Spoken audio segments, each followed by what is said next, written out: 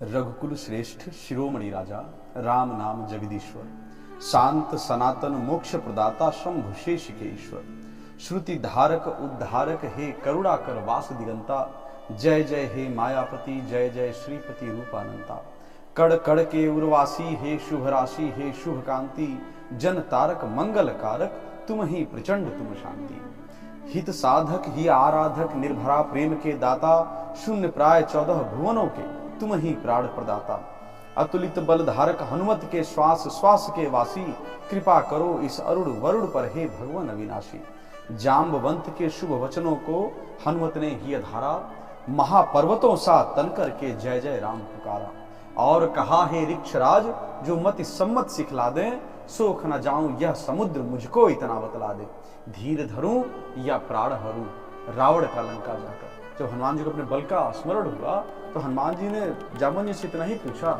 कि अगर वो लेके गया है कि रावण को हमको जाके क्या करना है, रावण की गर्दन तोड़ करके ले आके भगवान के चरण में डाल दें, यही कहें कि रावण की गर्दन को तोड़ करके गेंद की तरह उनके चरण में डाल दें, या पर्वत त्रिकुटाचल पर्वत को पूरी लंका समेत उखाड़ करके लाके यहाँ पटक दें भगवान के सामने। तो जामवंत जी ने उनको क्या कहा, कहें हनुमान जी की धीर धरूं या प्राण हरूं रावण का लंका जाकर या उखाड़ ले आऊं लंका दूं उपहार सजाकर। धीर वीर गंभीर ऋक्ष राजन हंसकर यह बोले शांत शांत हे रुद्र एकादश यह कहते मुख खोले। माता वहां सुरक्षित हनुमत यह प्रमाण ले आना निशिचर कांप उठे भय से ऐसा साहस दिखलाना।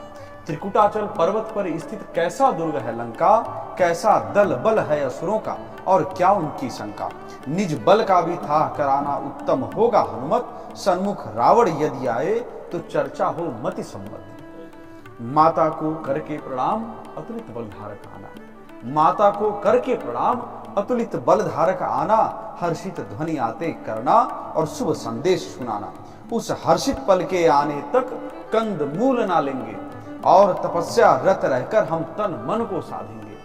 जाम्बवंत के मुख से निकले शब्द शब्द हैं भाते और सभी जय हनुमान कह बार बार हर्षाते। अंजनी माता के सुत ने उद्घोष किया फिर बोले कार्य सिद्ध होगा निश्चित ऐसा कहकर मुख खोले।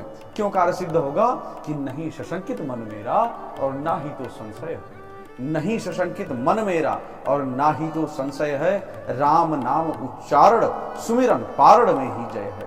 कर प्रणाम निज बंधु बांधवों को प्रयाण करते हैं और सहज ही चरण सिंधु तट पर्वत पर धरते हैं। राम नाम का जप अखंड कर गिरि से गगन पधारे चरण वेग से महाबली के गिरि पाताल सिधारे।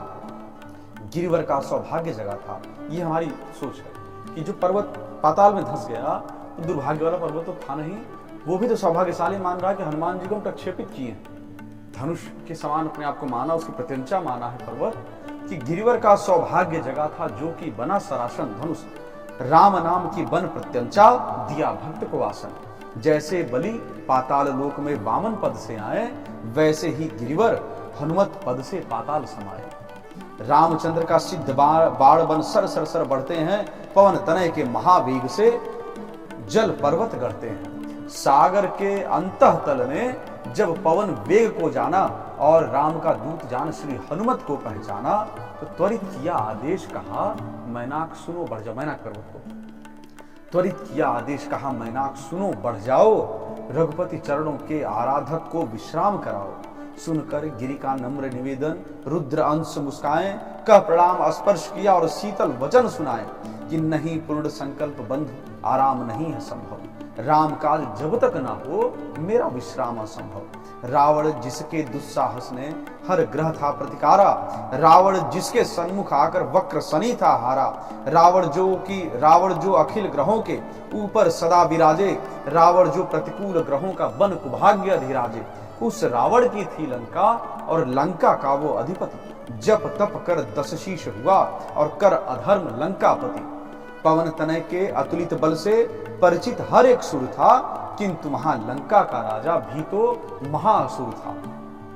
रामदूत को जब देवों ने देखा लंका जाते और महासागर के जल को उठ उठ देखा गाते, संशय के होकर अधीन, पूरन करने सुर इच्छा, नाग मातु सुरसा को भेजा, बनकर एक परीक्षा, मुख में जाकर के आओ अन्यथा मार्ग नहीं दूंगी। सुरसा कहती है, मुख में जाकर के आओ अन्यथा मार्ग नहीं दूंगी, और नहीं यदि आ पाए तो फिर आहार करूंगी।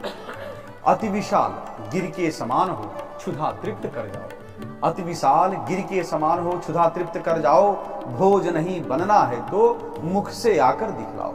हनुमत बोले, हे माता तुम क्यों विलंब हो करती। हनुमत बोले, हे माता तुम क्यों विलंब हो करती। राम काज में बाधा बन तुम नहीं पाप से डरती।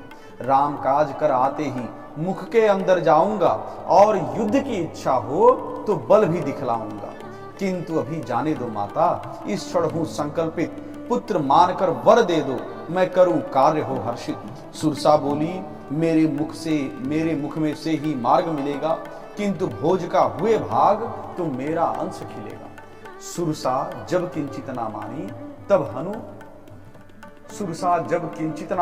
तब हनु तन विस्तारे, मुख के अंदर करने को सुरसा नव रूप विचारे। बदन एक योजन का कर सुरसा ने रूप बनाया, 2 योजन तत्काल किए हनुमत ने रूप दिखाया। 16 योजन नव संयोजन कर सुरसा हंसती थी, किंतु देख तन 32 योजन ग्लानि में धंसती थी। क्रोध दिखाते बल बतलाते सुरसा बढ़ती जाती, किंतु पवन सुत को दूने में देख देख शर्माती।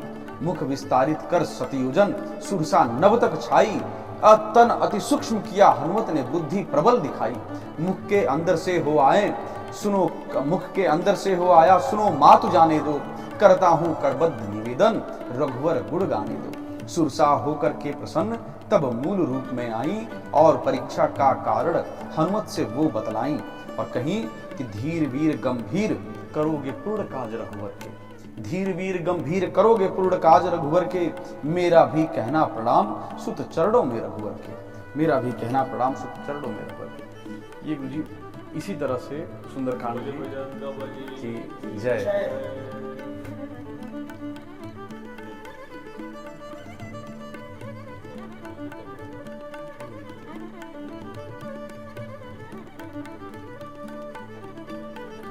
जी आसान शब्द हनुमान जी कराएं रचना।